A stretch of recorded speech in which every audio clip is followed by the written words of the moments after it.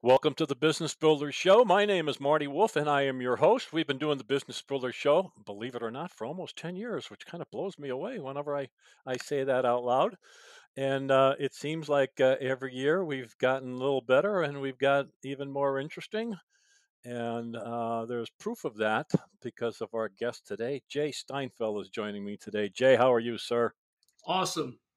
How are you, Marty? Yeah, yeah, you are awesome. Thank Hey, you. I'm gonna give a shout out to someone who I first heard you. It's John Warrilow on his Built to Sell Radio. Was the first time I heard you, and that's months ago. And you were talking about the your transition, I guess, or selling your business to Home Depot. Don't answer any questions yet. We'll get to that. But that's where I first heard you. So far, So, you're doing great. pardon me. So far, you're doing great. All right, I'll do a shortened introduction of Jay Steinfeld. Jay Steinfeld founded and was the CEO of Blinds.com, the world's number one online window covering retailer. Bootstrapped in 1996 for just $3,000 from his Bellaire, Texas garage. Blinds.com was acquired by the Home Depot in 2014. Jay remained as its CEO and later joined the Home Depot online leadership team. After stepping away from these roles in early 2020, he teaches entrepreneurship at Rice University's Jones Graduate School of Business and has increased his involvement on numerous private company boards and serves as a director of the public company Masonite. Jay also supports numerous charities. Jay's book is where all of this started because I ordered his book and read his book, Jay's book, Lead from the Core. The Four Principles for Profit and Prosperity is a Wall Street Journal bestseller. It was published on November 30th, 2021, and is now available just about any place. Here's a copy of the book for you can see it. So, Jay, bestseller. Congratulations, my man. Thank you. Thank you very much. It's Yeah. hard to believe. Well, I don't think so. First time I heard you interviewed and read the book, it doesn't surprise me. But Thank I you. I want to go back to what apparently were humble beginnings. $3,000, a garage in Texas. So, kind of give us where did all this begin? How did it begin? What did it look like at the very beginning? Well, it was just an experiment. I had absolutely no idea that this was going to be a real business. I had a Wow. store, a mom and pop store, selling blinds. I was the pop. My wife was the mom. And we went to people's homes, helping them choose which window covering they want out of vans. Hmm. And I'd heard that was back in 1987. In 1993, I heard about something called the Information Superhighway. I had no idea what that was, didn't know what email was. There was no broadband, there was no Amazon, Google, nothing. Hmm. And thought, well, I'll just start a website and see what it is, just learn. And that was actually $1,500. And then once Amazon launched in 1994, I said, whoa, you can sell things online. That's awesome. I know what I'm going to do. I'm going to see if I can sell blinds online. And of course, everybody said that's the most ridiculous harebrained idea I've ever heard of. I remember talking to people about it, and they'd say things like, wait a minute, you mean those like blinds that go in your window? And I'd say, yeah. And then even after I'd gotten up to maybe 10 million, 20 million, 50 million, people still would say, wait, you mean those blinds like that mini blind right there? And they'd say, do you have any employees? Like, do you have an office? I've never gotten any respect until I sold business to Home Depot, and they realized, wow, you must have had something there. Really, I wouldn't even know what to tell people that I did because I knew they would just look at me like I was crazy. But it was just a marketing experiment because I Yeah. just wanted to see what I could do, and I kept my day job at Laura's Draperies, the mom and pop, and did this Yeah. on the side. And eventually, it became consequential. Apparently so. So, talk to me about some of the early challenges. You address in the book that your first wife passed away, and you had children, and so obviously, as I've already mentioned, I mean, entrepreneurs, small business owners are the primary listeners to this show, and they sometimes have challenges. So, talk to me about your early challenges. Obviously, you had your hands full. Well, of course, there's always going to be headwinds in any business, but you never believe it's going to be the death of your wife. Mm, It was 2002, and we just decided to go full time in 2001, 5 years after we started selling blinds online. And then I had to make a decision. Now what? How am I going to keep this business going? mhm, How am I going to keep my life going? I don't mean that I was thinking about suicide, but I was pretty desperate. And I didn't know if I was going to keep the business going, how I could maintain optimism, how I define success. And I had to think introspectively as to what makes me tick. What am I mm, all about?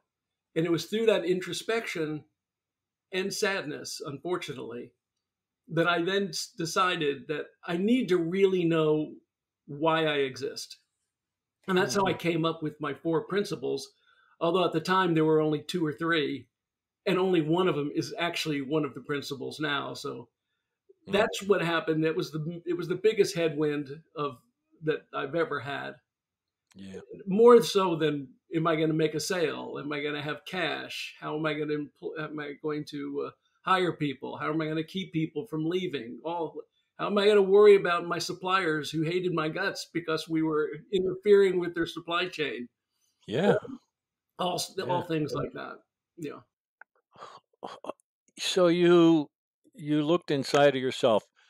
Were you reading books? Did you have friends? Did you have counselors? How did you do that? Some people may have the power or the ability to sit there and meditate or read or do something. How did you actually do that? I think what I've determined in retrospect is that when I'm faced with something that I don't know, and that happens a lot, I just start reading. I start Mm, getting as many books or articles on a particular topic that I can find, and it starts making sense to me. So I started with books. mm, Man's Search for Meaning by Viktor Frankl was one. yeah, That's great. a worldwide bestseller. Uh, Built to Last by Jim Collins was another one. The Hmm. Happiness Hypothesis by Jonathan Haidt. Yeah, Uh, uh, that books on happiness, on core values, on how people define success, yeah. to understand what made them tick.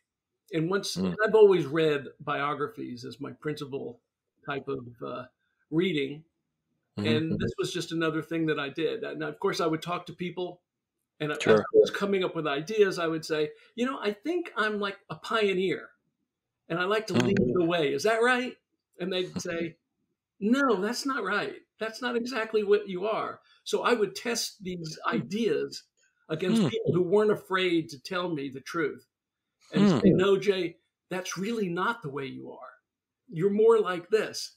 So I was never satisfied with anything that I'd ever come up with about myself, and mm, even uh, evolved my concepts about myself over time, clarified them because I'd listen how other people would respond, and if they weren't responding to the way I thought I was intending it to be, I might mm, change it. So before it was improve continuously. That's always mm, been something, but it really wasn't exactly right. It was about evolving continuously.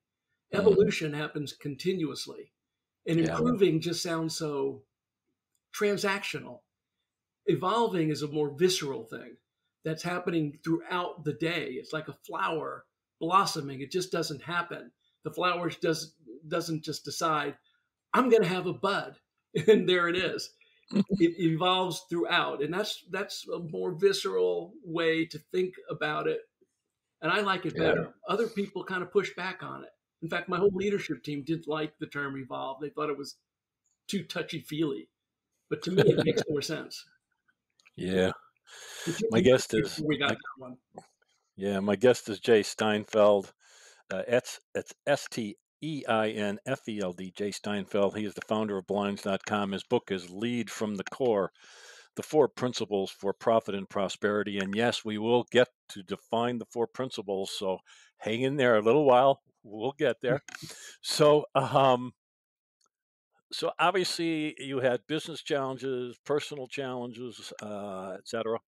What advice or suggestions or thoughts would you share with us now? There are tons of entrepreneurs out there, male and female, young and old, whatever, who are either starting their business or maybe in the early stages of their business, or maybe even want to grow it, but they may not have enough money or they may not have enough knowledge. Um, from what you've already told me, you may have suffered through both of those. Yes. So tell me what your suggestions now, I guess in hindsight, have you said, what would you advise these entrepreneurs now? Yeah, that's a great question. I think the main thing to know, and this is not going to be too helpful, but I think it's so important, is to know that you never have enough information. You're Mm, never going to have enough data. But mm, knowing that you don't have enough data is enough, because that mm, means you don't hesitate. You don't not take that first step forward. So just know you're not going to have a complete picture. You're going to have imperfect information. You may make the wrong decision, but as long as you don't bet the farm on all your decisions, you're okay. Just start. yeah. You're going to make mistakes. Most of the things you try as an experiment are not going to work. So go in with the idea that, okay, it's probably not going to work. And don't pretend that they're not going to work. And don't pretend that they didn't work. Admit it and tell all the people around you, guys, gals, we're going to experiment. We're going to try something. I Yeah. don't know everything. You don't know everything. But between us, we're going to know a lot more. And let's collaborate. Let's speak up and let's figure out exactly what we need to do. Let's everybody have a voice and create a hypothesis as to what may or may not work, and Mm, let's test it and see what happens with as okay. little money as possible. Pardon me? With as little money as possible. Try Yeah. things with the least amount of money you can do, that you can do in the shortest amount of time. The best experiments are short. If you're wanting Mm, to test something, test it in 1 week. No, mm, it's not going to be a full test, but test something in 1 week, 2 weeks max. Come up with ideas that you can test within a 2 week period. And mm, that doesn't mean you're testing the whole thing. You're just testing maybe a small part. mm, Like if you don't have to test whether people are going to buy a certain product by actually buying the inventory, putting it into inventory, writing ads. Just put it on your website, even though you don't have it, and see if people start clicking on it. That's it. That's what yeah. I'm talking about. You can test that in 1 day. Yeah. And if people are And clicking, get the inventory and fulfill the order. That's what I mean. Just try yeah. something quick. And Jay, so many people do it opposite, as you well know. So we think we have the greatest idea since sliced bread, and we're going to buy all this inventory. We're going to spend all this money on marketing, and what they find is, oops. Um, Talk to me about the urgency and the importance of people or employees. In your book, you say right from the very beginning, we had one employee and it was in my garage, and then we went to two and we're in the alley, Yeah. we're or whatever, and you went through the whole thing. Talk to me about the urgency of that and how important people were and are to your success. Well, it really wasn't until I came to the realization that I actually need people and I need good people that things took off. I was a Ah, micromanager. I thought I needed to do everything. I needed to control everything. I needed to control quality. I needed to control the calls. I was worried. The biggest worry I had, because I was and am an expert at blinds, and was mhm, wondering, how am I going to teach somebody else how to answer the phone? They're never going to be as good as I am. Yeah. But I invested in people. I got people who were willing to listen. They didn't have to be great at blinds or know the technical aspect. They just needed to be great at learning and being not afraid of taking some chances with themselves and trying different ways of answering the phone and uh, Mm. being open to constructive feedback. When you've got people like that, then you test them, you give them a few calls, see how they do, listen in, guide them, assure them, develop them, and eventually they'll be better than you. And you'll have hundreds of people doing it. We had hundreds of people answering the phones. And then by then, I didn't, of course, take any calls.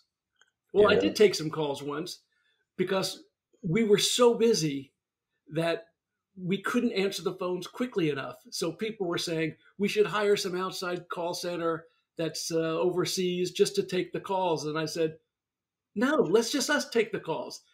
I don't care if you're VP of marketing or VP of technology, CEO. Just get on the freaking phone and start giving some respect to the customers now, right now. Yeah. Get on the phone. Yeah. Just take Talk to their them. number so that somebody who actually knows what they're doing can get back to them so they're not on Yeah. hold for 45 minutes. Come on. Let's Yeah. respect our customers. It sounds pretty simple. It is Yeah. pretty simple. I don't think anything that I ever did was that complicated. I'm serious. Uh, it's blocking and tackling, It man. just seems so logical. Well, Respecting it is. people, providing humanity back into the workplace, being Yeah. generous. This is Yeah. not any great idea. This is just being human.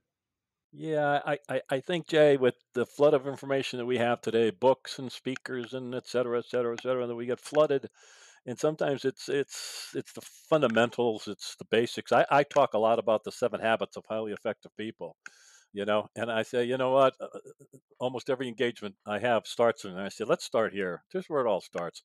So, speaking of where it all starts and what your principles. Let's get into the 4 principles for profit and prosperity, because that's what they wrote the book about. And so, what are they? And let's go a little deeper in them.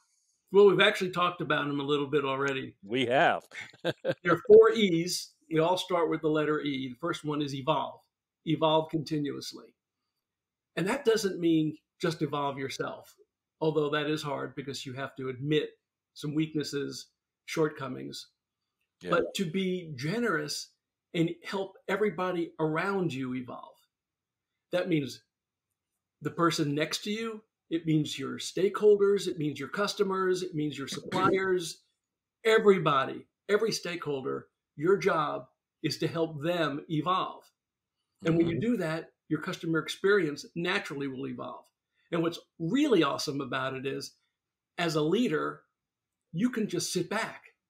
And as long as Mm. you've got the right environment where everybody knows, not we want you to get better, it's we expect you to get better. We expect you to evolve every day. And we Yeah. expect you to help others within your sphere of influence to get better. Then you have autonomous excellence, where excellence is just happening all the time and increasingly. And the more you can do this, the faster the velocity of change is. Okay, so you get that. The second thing Yeah. is, in order to evolve, you have to try new things that may not work. That's where the second E, experiment. Experiment without fear of failure. Seems easy, but people are afraid to experiment because they're fearful of, well, losing their job.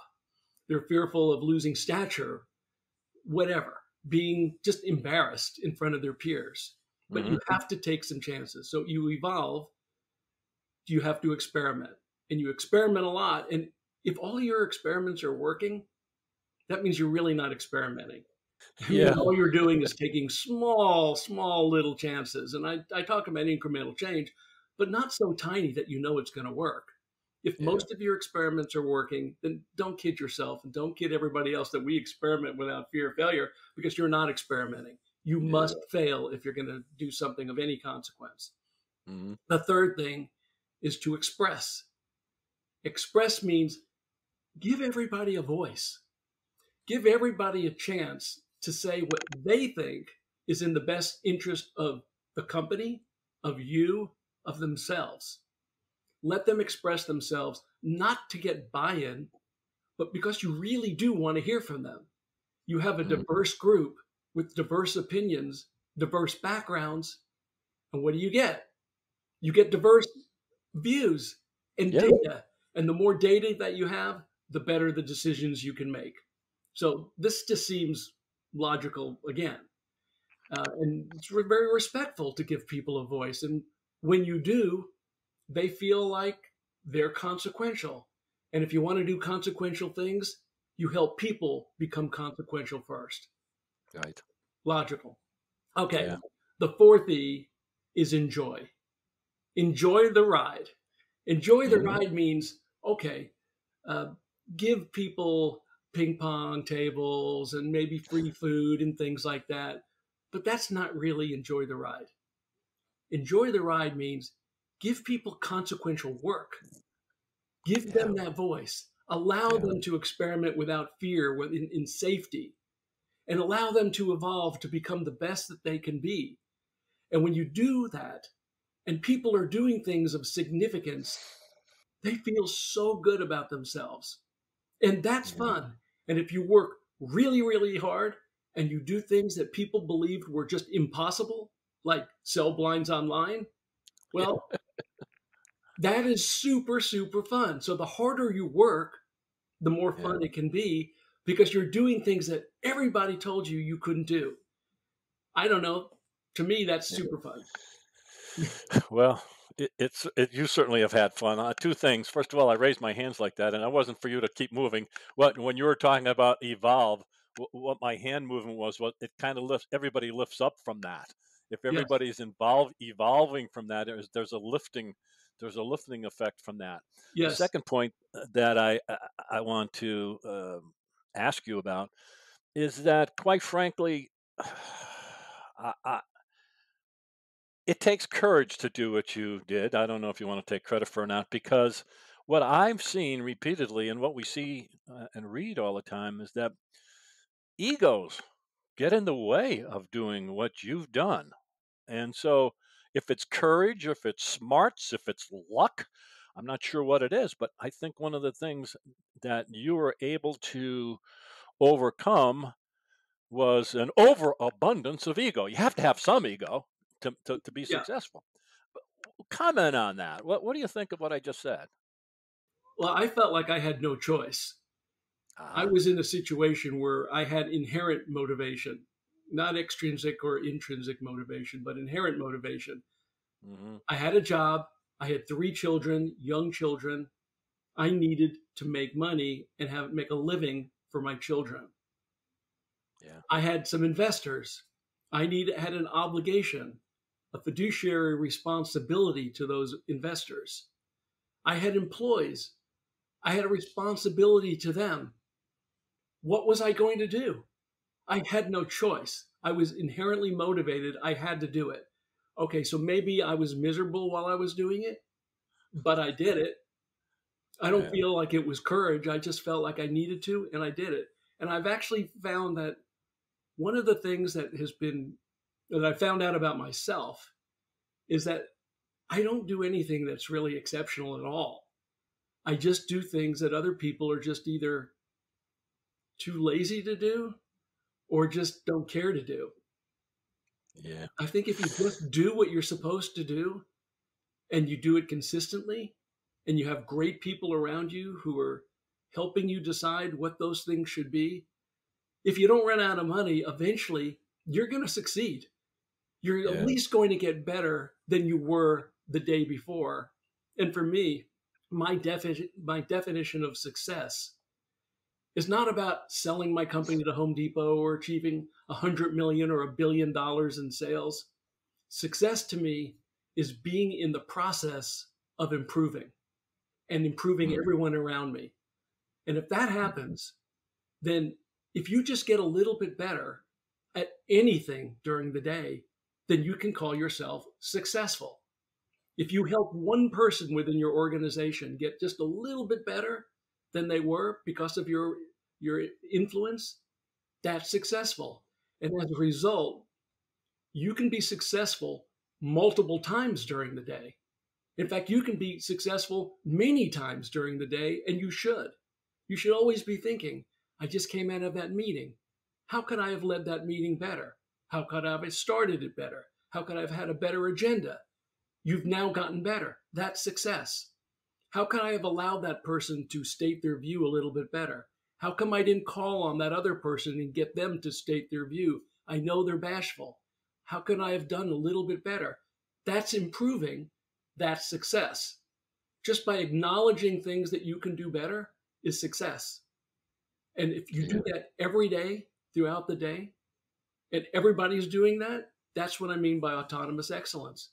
And you are certain to have a better business every day, which you have to, it's a lot of responsibility to do that. And you can't just sit back and go, oh, I'm too tired to do that. It takes active thinking. You have to be thinking all the time. And that's the only problem is a lot of people just want to be told what to do. In an organization like this, where you require people to evolve, it requires people to take responsibility. It requires you to take responsibility on yourself and everyone around you. But when you can do it, oh man, you can enjoy the ride. Yeah, well, I'm going to give you more credit than you're willing to take for yourself.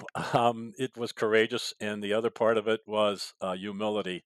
And I think that that's a lesson that you're trying to share in this interview, and you're sharing in the book. And I hope the entrepreneurs listening take in the lesson. So again, my guest is Jay Steinfeld. His great book is Lead from the Core: The Four Principles for Profit and Prosperity.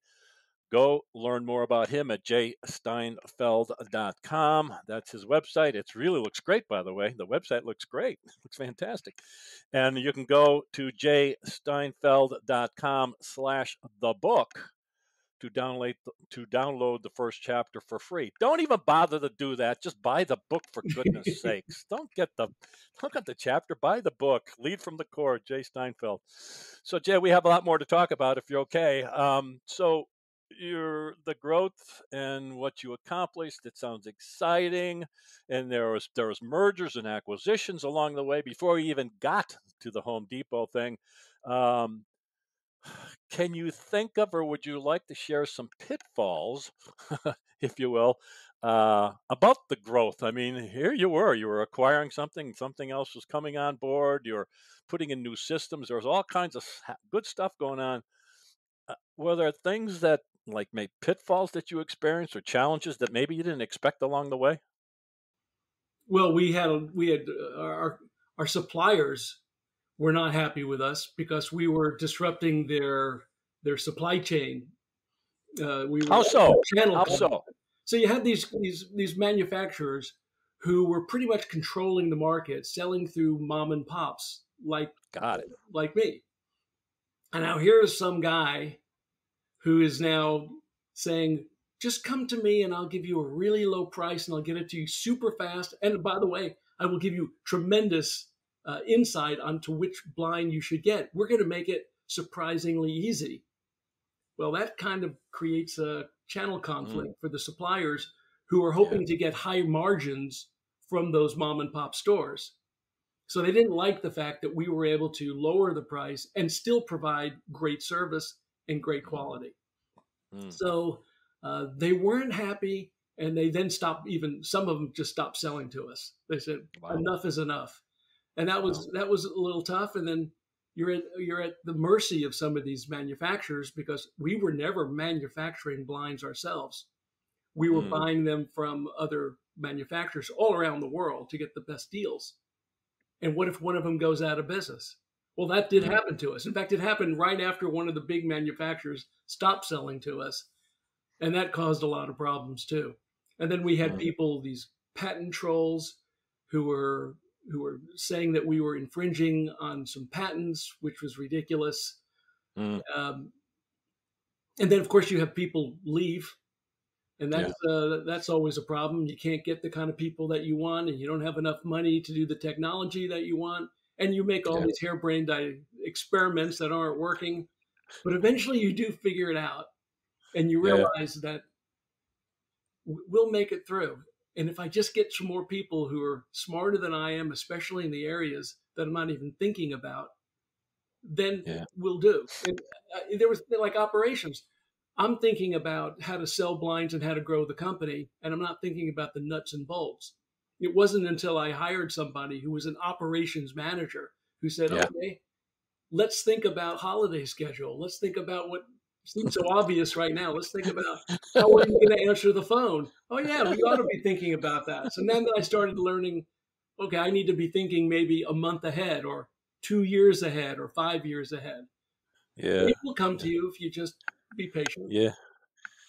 Yeah, I don't know if you would put it this way. Allow me to interject my own thought processes that Okay. I try to teach myself and others. Let faith overcome fear. Let faith in the future overcome the fear of the present, just to kind of keep on going. So, based on what you just said, obviously you believe in the visioning process. Whatever you started to work and put together, I guess I'll call it the visioning process. Is it okay to call it that? Talk to Sure. me about Yeah. that. Well, if you don't have a compelling vision, why would anybody follow you? If you don't have a place that you were excited about going, how can you possibly get anyone else to come with you? Hmm. And why are people leaving companies right now? Okay, there's a lot of different reasons, but one of the reasons is you're not giving them any reason to stay. You're not giving them some type of destination Yeah. that says, Marty, you and I are headed here. And when we get there, can you imagine how great it's going to be? And they're going to want to stay just to see what that's like. I want to see where we're headed. And if you can't paint a vision that is clear enough, they're not going to go.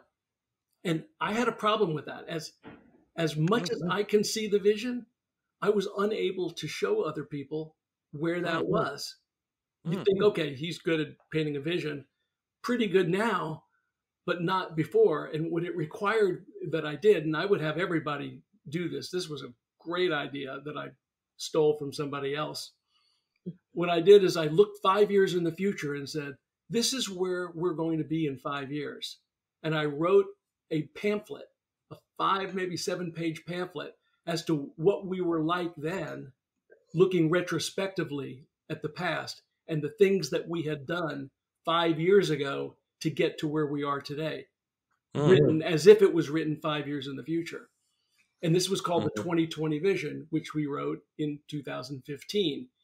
Everybody had a pamphlet of what the 2020 vision was. We not only had it internally, but we showed it to prospective employees so that when employees came in, we'd say, here's the 2020 vision. And they'd be really excited about it. Of Yeah. course, they'd want to join, even if the money was less, because they could go to Chevron or Exxon or all the big oil companies here in Houston and make a lot more money. But they wanted to be to a place where they could feel significant and be significant to go to a place where they wanted to go. Yeah. So that vision is 100% absolutely mandatory that you have. Yeah. I've lived it and taught it, and I'm glad to see it in your book. I'm in total agreement. And this whole great, what do they call it? Great resignation and all the stuff that's going on with all the turnover. Look at a vision 5 years out is not necessarily going to fix all those problems, but I'm telling you, I can see it day in and day out that people don't are not they're not staying because you're not giving them a reason to stay. Right. It's not that simple. I know. Don't I Right. know There's a there's lot of other complexities. things, but you at least should have that. And You can control that, Jay. You can do something. It's not money. I see so many people throwing money. There's nothing wrong with money. Give them much money as you can. Do it. right. But there's a lot more to it in terms of who are they going to become as part of your organization? Is that an okay way to put it too? Who Well, who are they I'll going tell to you become exactly being part of your company? I'll tell you exactly how we said it. The purpose of our company was to help people become better than what they ever believed possible. That was the purpose of our company. The That's express right. purpose. Everybody knew those 4 core principles were for the purpose of helping people become better than they ever believed possible. That wasn't about achieving anything. It was about becoming better. Yeah. So if you could become a better leader, if you could become a better organizer, if you could be more creative, if you could be a better, whatever it was going to be, a facilitator, you were going to be better. And you could then apply those skills however you wanted. And if everybody's got higher skills, they're going to be able to apply those not just at work, but at home, Yeah. Yeah. in a charitable organization. And why would you leave when you are becoming a better person? So even when people said to us, you know what, I don't even want to be here in 5 years. I want to start my own company. We'd Good. say, we love that. We love that you have a clear vision of where you want to go. But here's how we are going to get you there in 5 years. These are Yeah. the things where you're deficient. These are your weaknesses. These are the things that you need to develop. And I'm going to help you get there. So even if you're helping somebody leave the company, you're still helping them become better than they ever believed possible. And again, why would I leave if I can become better and get to my destination faster and better by being where I am now? And people said, I was thinking I was only going to stay at blinds.com for a year or two, and they're there 10 years because they're doing so well as a person, and they're enjoying the ride, and they're helping other people, and they're feeling really good about it. It Yeah. doesn't mean they're not going to one day go someplace else, but they're probably going to stay. So the more generous you are, the more clear you are with people and helping them in their one-to-ones with personal development to go Yeah. wherever, the more likely they're going to stay. And by the way, back to the idea of vision, the vision that I had for blinds.com wasn't to be the best in the world at selling blinds. We wanted to take our technology and Mm. apply it to multiple product categories. So Yeah. we could sell things more than blinds. It was custom tables and custom irrigation systems and custom whatever. Right. Well, when we sold to Home Depot, what did most founders do when they've sold? I'm out of here. Goodbye. I've got my money. See ya. I was there almost 7 years Yeah. because with Home Depot, we were better at achieving the vision that we always had. The 2020 vision became a reality with Home Depot because now we've taken the technology and put it into custom sheds, custom doors, Yeah. custom Wow. vanities, custom Wow. countertops, and it's going on into incredible, incredible numbers. And once I saw that happening, then I knew I could leave. But I didn't want to leave until I achieved my own personal vision. So the vision that I had for the company and for others was a vision for myself, and it caused me to stay. So I'm not just saying this in a conceptual way. Yeah. This Yeah. actually kept me in the company. I don't think Yeah. many people believe that when I told them that at the beginning. In fact, right before I left, I talked to the CFO, who is now the CEO of UPS, and I said, "Carol, what did you think when we sold to you?" She goes, "I thought that you were going to leave after 90 days because you hated our guts." Because that's what normally happens. But no, 7 years. Oh, wow. What a great story. Hey, entrepreneurs and business owners, I certainly am thrilled you stayed to this point. My suggestion is that if it's during the day, take time to reflect, to think, to listen to this. I think that's another shortage that we have in business today. We don't take enough time to think. And so listen to this, get the book, read, reflect, take the lessons that Jay is so humbly and sharing with us that are so valuable. I've been at this a long time, and I'm telling you, I love Jay's book. Again, the title of it is Lead from the Core: The Four Principles for Profit and Prosperity. And his website is jsteinfeld.com, jsteinfeld.com. So I left the last question. You can wrap up in a minute, but I left the most important question for the end. Okay. Are you ready? This is an important question. I better be ready. What is it? So why did you start singing for the barbershop quartet, and Oh, why are you still doing it today? Come on, man, you got to give me the answer to that. okay, so I do sing in a barbershop quartet. We've been singing for almost 50 years together. We started at the University of Texas, and it was fun. That's why we started it, and it's still fun. Yeah. And right before this podcast, I was communicating with them. We are getting together in a few weeks in Houston, and we're going to sing. All Why? right. Because we love to sing together, and we're still friends. That's why we do it. We enjoy the ride. Enjoy the Singing ride. quartet was evolving our voices. We were experimenting with inflections and crescendos and decrescendos, and of course, we're expressing ourselves through song and enjoying the ride. So, singing in a barbershop quartet is like the epitome of the four E's. So, why would I I could see not it. want to keep doing that if those are true, authentic core values of myself? So I Yeah. get back to the four E's again. I do want to say one more thing though. I think that when people want to think, what should I do now? How do I build this business? How do I build people? There is a paradigm I think that helps. Instead of saying, what is the least I can do and get away with it with my customers, with my employees, with my service providers, with everybody, switch it around and go, what is the most generous that I can be with everybody I have and still have it work in the long term best interest of the company? When you take that view of generosity and respect for people, all people, you're going to come up with different answers and you'll be surprised how well you and the rest of your organization become. Extraordinarily well said, Jay Thank you. Steinfeld. Thank you so much for being a guest on the Business Builder Show one more time. His book is Lead from the Core, The Four Principles for Profit and Prosperity. Go to his website to learn more at jsteinfeld.com. Jay, thanks again so much. It's been a real pleasure and honor to be with you. Thanks, Marty.